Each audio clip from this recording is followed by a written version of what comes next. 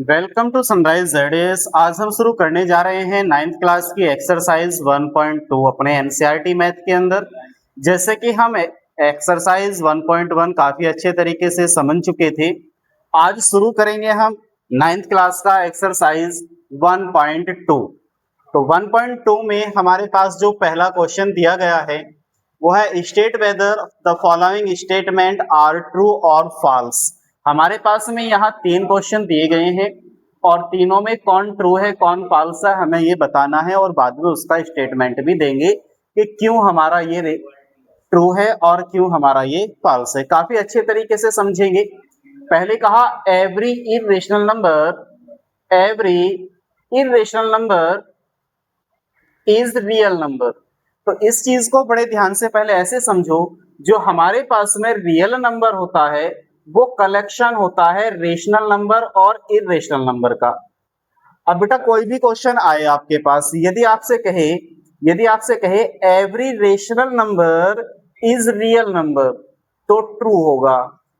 क्या होगा बेटा? ट्रू। आपसे कहे every irrational number is a real number, तो ये भी ट्रू होगा। क्या होगा? ट्रू होगा। क्यों? क्योंकि रेशनल नंबर इरेशनल नंबर के अंदर ही आता है और इरेशनल भी रेशनल नंबर के अंदर ही आता है। तो आपसे दो तरीके से क्वेश्चन कर सकता है। जैसे एक क्वेश्चन तो किया every irrational number is a real number, तो बिल्कुल सही है, क्योंकि रियल नंबर के ही ये दोनों पार्ट हैं, रेशनल और इरेशनल। रेशनल और इरेशनल का कलेक्शन ही हमारा रियल नंबर होता है। तो फर्स्ट वाला क्या हो जाएगा? ट्रू। क्या हो जाएगा? ट्रू हो जाएगा। आगे चलेंगे, क्यों होगा? क्योंकि the real number is a collection of rational and irrational number. Clear है? आगे बढ़ेंगे हम। आगे कहा इसने every point on the number line is of the form root m where m is a natural number. M जो है एक नेचुरल नंबर है और वो कह रहा है कि रूट एम जो है every point on the number line is of the form m. हम जानते हैं कि जो हमारे नेगेटिव नंबर्स होते हैं उसे हम नंबर्स लाइन पे यहाँ स्क्वायर रूट की में नहीं लेके आ सकते हैं, और एम नेचुरल नंबर वालों को हम लेकर के आ सकते हैं जो कि हमारे पॉजिटिव इंटीजर होंगे। तो ये वाला क्वेश्चन जो है हमारा क्या हो जाएगा? फॉल्स हो जाएगा। क्या हो जाएगा? फॉल्स हो जाएगा। आगे बढ़ेंगे। आगे कहा उसने every real number is a irrational number. अब यहां देखो बेटा, बात समझने की है। जो रियल नंबर होता है वो रेशनल और इरेशनल दोनों का कलेक्शन होता है। तो सारे रियल नंबर रेशनल तो नहीं हो सकते, क्योंकि रियल नंबर में इरेशनल नंबर भी तो होते हैं। इसी तरह सारे रियल नंबर केवल इरेशनल नहीं हो सकते, क्योंकि रियल नंबर के अंदर रेशनल नंबर भी होता है। तो हम ये बिल्कुल नहीं कह सकते कि सारे रियल नंबर इरेशनल होंगे या सारे रियल नंबर रेशनल होंगे। तो ये वाला आंसर क्या हो जाएगा? फॉल्स हो जाएगा। आप समझ गए क्यों हो जाएगा? क्योंकि रियल नंबर के अंदर रेशनल नंबर भी आता है, केवल इरेशनल नहीं। आगे देखते हैं, हम इसका स्टेटमेंट भी लिख देते हैं। मैंने पहले ही लिख करके रखा है, जो मैंने बोला है सेम वही। Every irrational number is a real number, ये मैंने कहा आपसे ट्रू होगा, because real number is the collection of rational and irrational. फिर सेकंड क्वेश्चन है every point on the number line is of the form root m where m is a natural. तो any natural number के लिए negative number can not be the square root of any natural number, क्योंकि वहां negative number की problem होगी, तो ये क्या हो जाएगा? फॉल्स हो जाएगा। Every real number is an irrational number, मैं आपको बता के आया सारे के सारे रियल नंबर हमारे इरेशनल नहीं हो सकते, क्योंकि उसमें ऑलरेडी पहले से इंक्लूड होते हैं रेशनल नंबर। तो स्टेटमेंट भी हमने ऐसे ही दिया, because real number can be rational also, क्योंकि रियल नंबर में रेशनल नंबर पहले से ही क्या होते हैं? शामिल होते हैं। चलते हैं नेक्स्ट क्वेश्चन की ओर। नेक्स्ट क्वेश्चन नंबर 2 है हमारे पास में, काफी अच्छे तरीके से समझेंगे क्वेश्चन को। क्वेश्चन में कहा are the square root of all positive integer irrational. Irrational, क्या सभी पॉजिटिव इंटीजर का स्क्वायर रूट इरेशनल होता है? तो ऐसा क्या संभव है? बिल्कुल भी नहीं है। क्यों? क्योंकि जो पॉजिटिव इंटीजर्स होते हैं उन्हें हम जानते हैं, पॉजिटिव इंटीजर जो होंगे वो 1 2 3 4 5 6 7 8 9 10 11 इस तरह के होंगे पॉजिटिव इंटीजर। अब क्या इन सारे पॉजिटिव इंटीजर का स्क्वायर रूट इरेशनल होगा? बिल्कुल नहीं होगा। क्यों नहीं होगा समझेंगे। जैसे हमारे पास में बेटा 1 है, यदि 1 का स्क्वायर रूट निकालते हैं तो ये तो 1 आ जाएगा, लेकिन अगर हम 2 का स्क्वायर रूट निकालेंगे तो ये क्या आएगा? √2 आएगा। और यदि हम 3 का स्क्वायर रूट निकालेंगे तो 3 का स्क्वायर रूट कितना होगा? √3 होगा। और √4 का स्क्वायर रूट क्या होगा? 2 होगा। तो आप देखो पहले क्या आ गया हमारे पास में? रेशनल।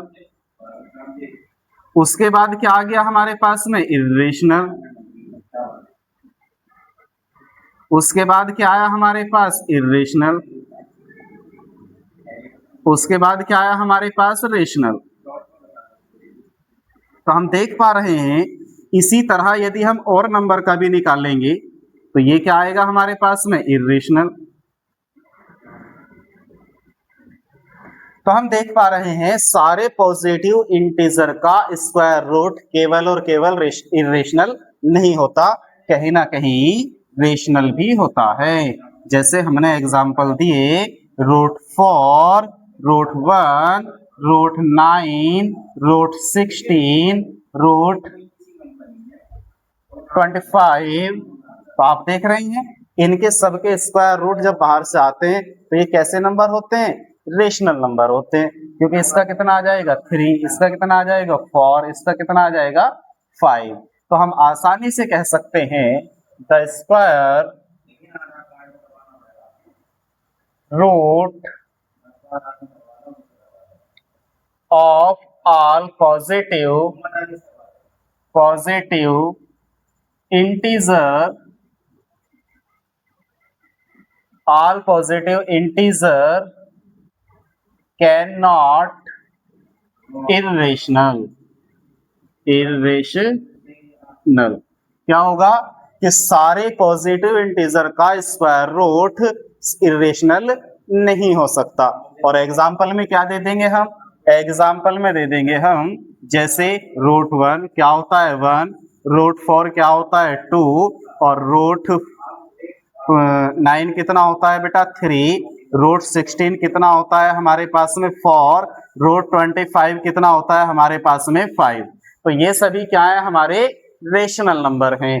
तो एग्जाम्पल भी काफी अच्छा समझ में आ गया होगा कि सभी पॉजिटिव इंटीजर का स्क्वायर रूट क्या नहीं होता? इरेशनल नहीं होता, कहीं ना कहीं रेशनल भी होता है। Any doubts?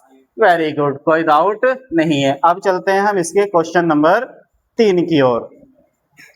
क्वेश्चन नंबर 3 इसका बहुत अच्छा क्वेश्चन है, इंटरेस्टिंग क्वेश्चन है।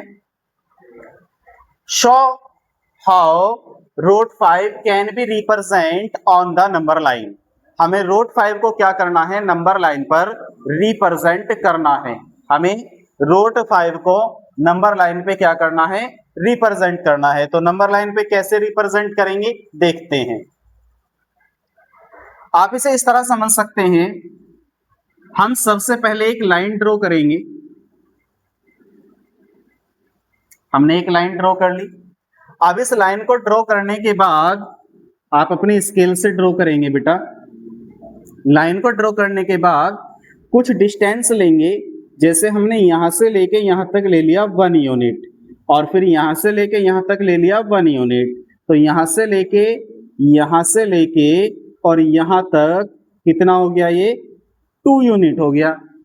और ये ध्यान रखें इस डिस्टेंस को इस डिस्टेंस के बिल्कुल इक्वल रखना है। क्या रखना है? बिल्कुल इक्वल। ये बहुत हल्के हल्के क्वेश्चन है बेटा, और इतने इजी क्वेश्चनों को समझने के लिए आपको थोड़ा सा ध्यान लगाने की जरूरत है बस। जैसे हमें √5 को नंबर लाइन पे रिप्रेजेंट करना है, तो √5 को नंबर लाइन पे किस तरह रिप्रेजेंट कर सकते हैं हम? उस चीज को देखो ध्यान से। एक ये तरीका है, एक तरीका मैं नेक्स्ट एक्टिविटी में बताऊंगा, जो अभी नेक्स्ट वाला क्वेश्चन कराऊंगा। तो यहां से लेके यहां तक कितना लिया हमने 1 यूनिट, यहां से लेके यहां तक कितना लिया 2 यूनिट। तो हमने एक लाइन पे 2 यूनिट नंबर ले लिया। आप इसे 1 सेंटीमीटर लेकर भी कर सकते हैं, 1 इंच लेकर भी कर सकते हैं, आप अपने हिसाब से इसे 1 इंच भी ले सकते हैं डिस्टेंस को, फिर 1 इंच यानी कि टोटल कितनी हो जाएगी 2 इंच हो जाएगी। या सेंटीमीटर के हिसाब से भी ले सकते हैं, मैं यूनिट में ले रहा हूं तो यूनिट में भी ले सकते हैं। मैं यहाँ पे ना सेंटीमीटर ले रहा ना मीटर ले रहा, तो यूनिट में ले रहा हूं। उसके बाद आपको क्या काम करना है, ये वाला जो पॉइंट है आपका, ये वाला, इस पॉइंट पे आपको 90 डिग्री का एंगल बनाना है। अब मैं आपको 90 डिग्री का एंगल ज्योमेट्री से बता देता हूं ताकि बिल्कुल एंगल सही बन के आए। देखो ध्यान से, हमें कितने डिग्री का एंगल बनाना है 90 का। तो 90 का एंगल बनाने के लिए 90 डिग्री का एंगल बनाने के लिए हम इस एंगल को बनाएंगे कुछ इस तरह, ठीक है। ये हमारा बन गया बेटा 90 डिग्री का एंगल। तो अब हमने इस लाइन पे एक 90 डिग्री का एंगल ड्रॉ कर लिया, इस पूरी लाइन, ठीक है। अब जो इस लाइन पे हमने 90 डिग्री का एंगल ड्रॉ किया है, तो आपको एक आर्क लगाना है। यहां से लेके यहां तक हमारा कितना था 1 यूनिट, कितना था 1 यूनिट। तो आपको यहाँ 1 यूनिट पे एक आर्क देना है, एक आर्क 1 यूनिट पे देना है। जितनी डिस्टेंस यहाँ है उतनी डिस्टेंस पे ही आपको आर्क देना है, जितनी डिस्टेंस यहाँ उतनी ही डिस्टेंस पे आपको क्या देना है, आर्क देना है, ठीक है। ये बात समझ में आ गई आपको। जितनी डिस्टेंस आपकी 1 यूनिट की यहाँ है उतनी डिस्टेंस पे आपको यहाँ एक आर्क लगाना है। आर्क लगाने के बाद आपको अपनी स्केल की हेल्प से, आपको अपनी स्केल की हेल्प से क्या काम करना है, इस लाइन को इस तरह ज्वाइन कर देना है। इस पॉइंट से इस पॉइंट को, क्लियर है, इस पॉइंट से इस पॉइंट को आपको कर देना है बेटा ज्वाइन। जब इसे ज्वाइन कर लेंगे आप, जब इसे ज्वाइन कर लेंगे आप, तो इस लाइन को देखेंगे आप, जो हमने ये ज्वाइन किया है, इस लाइन को देखेंगे आप कि ये लाइन कितनी बन चुकी होगी। ये लाइन बन चुकी होगी बेटा √5। कितनी बन चुकी होगी √5। इसको क्लियर कर लेते हैं, ये √5 आखिरकार बनी क्यों। आप देखो, यहां से लेके यहां तक 1 यूनिट, यहां से लेके यहां तक 1 यूनिट, हमारा टोटल कितना है, ये 2 यूनिट है। कितना है बेटा 2 यूनिट। और ये कितना है हमारे पास में 1 यूनिट, और ये है इस ट्राइंगल का हाइपोटेनियस। तो हम काफी अच्छे तरीके से एक बात जानते हैं कि एक राइट ट्राइंगल के अंदर, क्योंकि ये हमने कैसा ट्राइंगल बनाया है, राइट ट्राइंगल, जो कि ये क्या है, एक 90 डिग्री का कोण है। और राइट ट्राइंगल के अंदर हम जहां 90 डिग्री का एंगल बना होता है उसमें यूज करते हैं पाइथागोरस थ्योरम का। पाइथागोरस थ्योरम से हमें क्या होगा, जब हम यहाँ पाइथागोरस थ्योरम यूज करेंगे, लेट कर लो ये ए है, ये बी है, और ये पॉइंट जो है वो सी है। तो बाय पाइथागोरम से क्या होगा कि ए सी का whole square is equal to हो जाएगा ए बी का whole square plus B C का होल स्क्वायर। यानी कि यूं कहा जा सकता है हाइपोटेनियस का स्क्वायर इक्वल होता है बेस का स्क्वायर प्लस परपेंडिकुलर का स्क्वायर। ये बात आप काफी अच्छे से जानते होंगे कि किसी भी राइट ट्रायंगल में यदि हम पाइथागोरस का थ्योरम का यूज करते हैं तो वहां हाइपोटेनियस का होल स्क्वायर इक्वल होता है बेस का स्क्वायर प्लस परपेंडिकुलर का स्क्वायर। क्लियर है। अब हमारे पास में हाइपोटेनियस कितना था AC, और बेस कितना था हमारे पास AB, और परपेंडिकुलर कितना था हमारे पास BC। अब देखो बेटा AB कितनी है, AB है हमारे पास में 2 यूनिट, तो यहाँ पे लिखेंगे 2 का स्क्वायर, और BC कितनी है हमारे पास में 1 यूनिट, यहाँ पे लिखेंगे 1 का स्क्वायर। 2 का स्क्वायर कितना होता है, 2 का स्क्वायर होता है 4, और प्लस में 1 का स्क्वायर कितना होता है 1, 4 और 1 कितना आया 5, तो AC का स्क्वायर आ गया हमारे पास में 5। तो हम कह सकते हैं कि जो AC होगा वो √5 होगा। AC क्या होगा, √5 होगा। तो ये बात श्योर हो गई, क्लियर हो गई कि AC यहां से लेकर यहां तक की जो डिस्टेंस है वो √5 है हमारी। लेकिन हमें √5 कहां चाहिए था, इस नंबर लाइन पे। तो रूट 5 को इस नंबर लाइन पे लाने के लिए हम यूज करते हैं अपने कंपास का। तो इसकी हेल्प से कैसे होगा, देखो ध्यान से।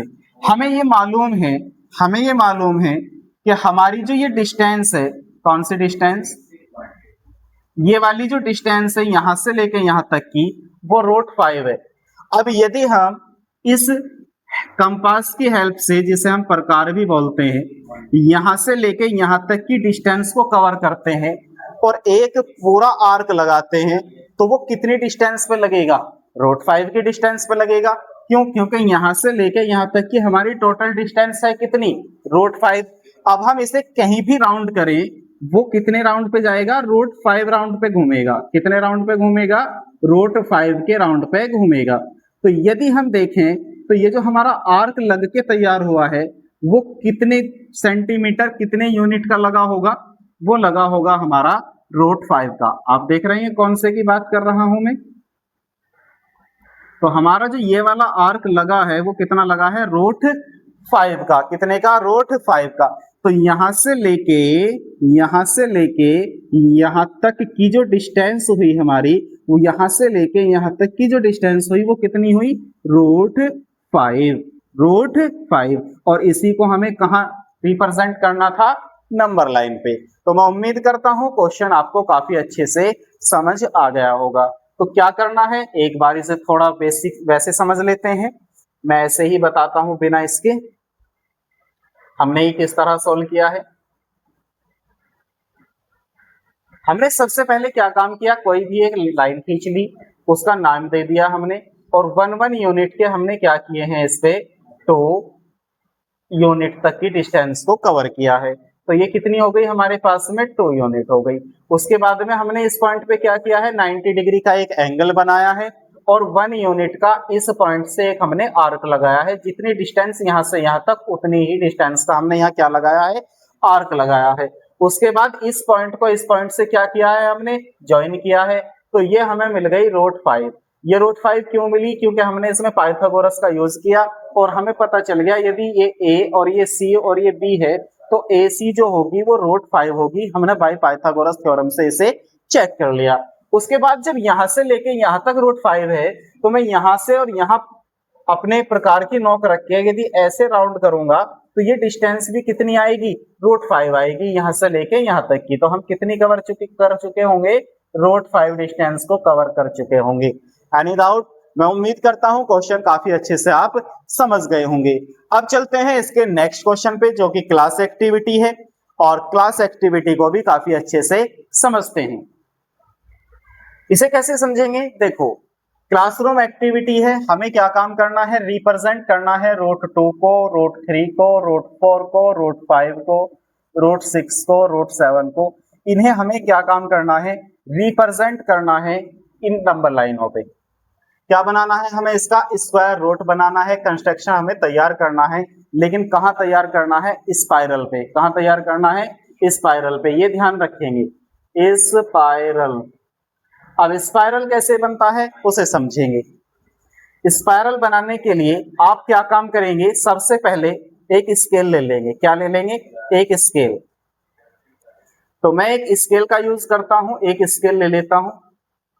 तो मैंने सबसे पहले एक स्केल ले ली, और इस क्वेश्चन को समझाने के लिए मैं क्या काम करूंगा बेटा, 1 यूनिट डिस्टेंस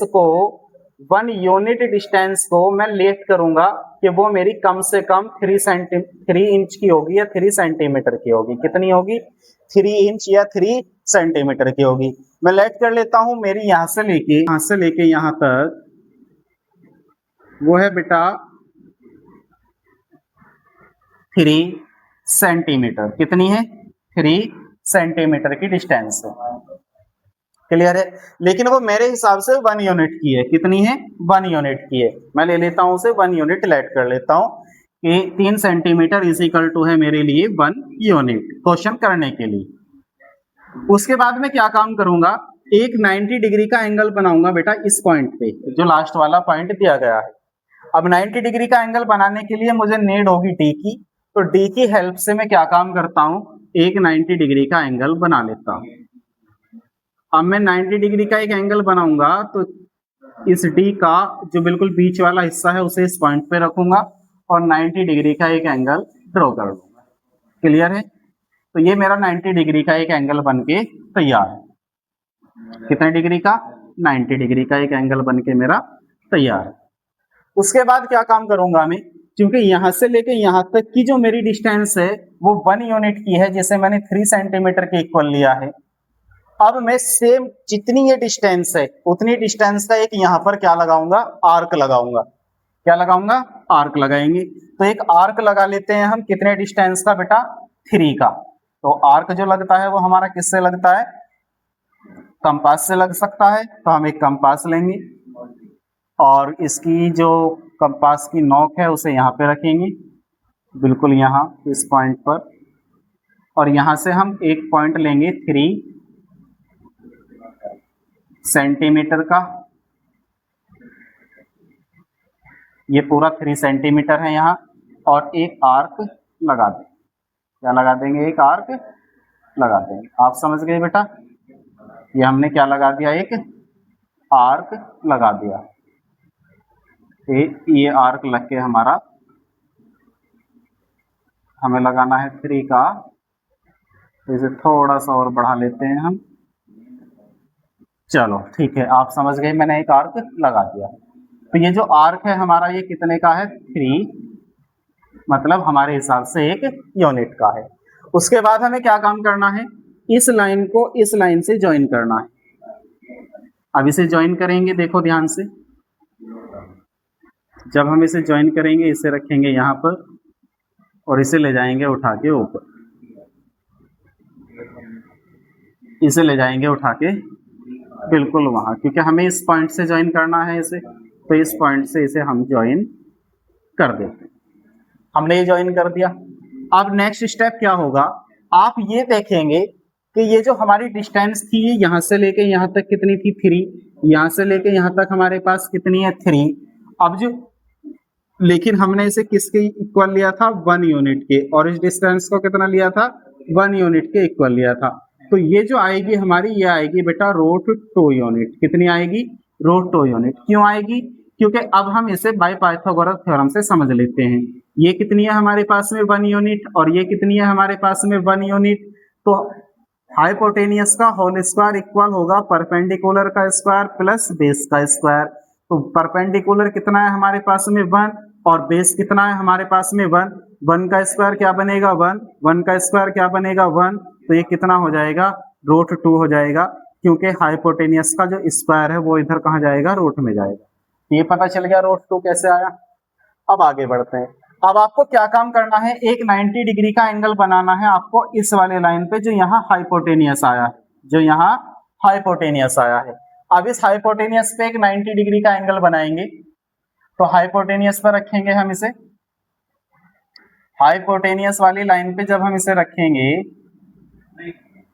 तो हम देखेंगे ये आया जी हमारा हाइपोटेनियस पे। कहाँ आया? हाइपोटेनियस पे। क्लियर है?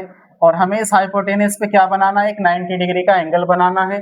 और 90 डिग्री का एंगल हमारा कहाँ जा रहा है? ये जा रहा है।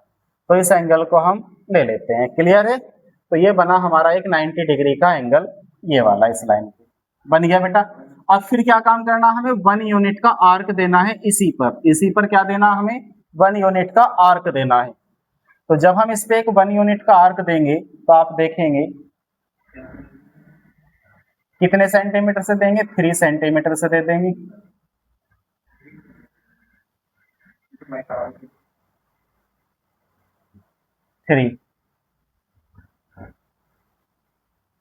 ये आर्क हो गया हमारा एक 3 सेंटीमीटर, यानी कि हमने लेट किया हुआ है कि हमारी 3 सेंटीमीटर जो है वो किसके इक्वल है? 1 यूनिट के इक्वल है। तो ये भी हमारा आर्क लग गया बेटा।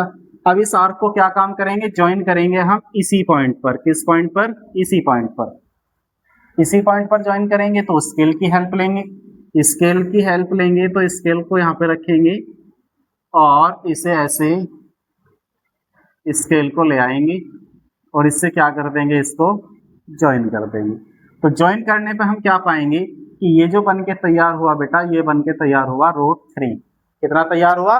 √3। तो यहाँ पे कितना आया √2, यहाँ पे कितना आया √3।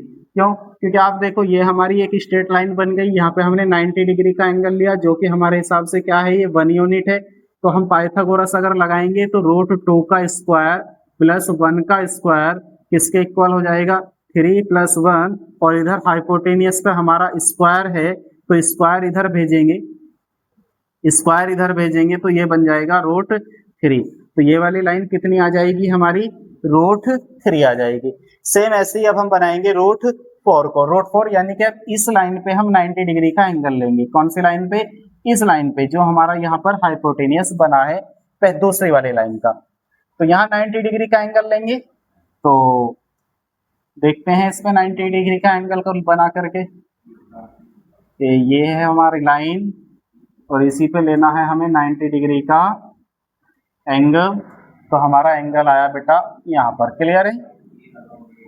तो ये आ गया हमारा 90 डिग्री का एंगल। फिर क्या करना है हमें, इसे यहाँ इस पॉइंट से इस लाइन पे क्या देंगे, अब हम एक आर्क देंगे 1 यूनिट का, जो कि हमने माना हुआ 3 सेंटीमीटर के इक्वल। किसके इक्वल माना हुआ है, 3 सेंटीमीटर के इक्वल। तो प्रकार की नोक तो रखेंगे हम इसी पॉइंट पर जिस पॉइंट से हमें आर्क देना है, और उसे रखेंगे हम थोड़ा ऊपर। तो ये बिल्कुल करेक्ट हमारा 3 सेंटीमीटर का है, एक आर्क लगा देंगे ऐसे ही। तो ये पूरा कितने का लग जाएगा, हमारा 3 सेंटीमीटर का एक आर्क लग चुका होगा। उसके बाद हम क्या काम करेंगे, इस पॉइंट से इसको क्या कर देंगे, एकदम ज्वाइन कर देंगे। ज्वाइन करने के लिए लाएंगे हम स्केल, और स्केल की हेल्प से हम क्या कर लेंगे, इसे ज्वाइन कर लेंगे।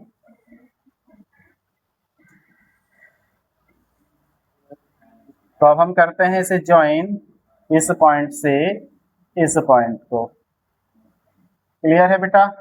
तो ये हमने ज्वाइन कर दिया। अब देखेंगे हम कि ये जो बन चुका होगा, ये बन चुका होगा बेटा √4। ऐसे ही अब हम इस पे 90 डिग्री का एंगल बनाएंगे। कितने डिग्री का एंगल बनाएंगे, 90 डिग्री का।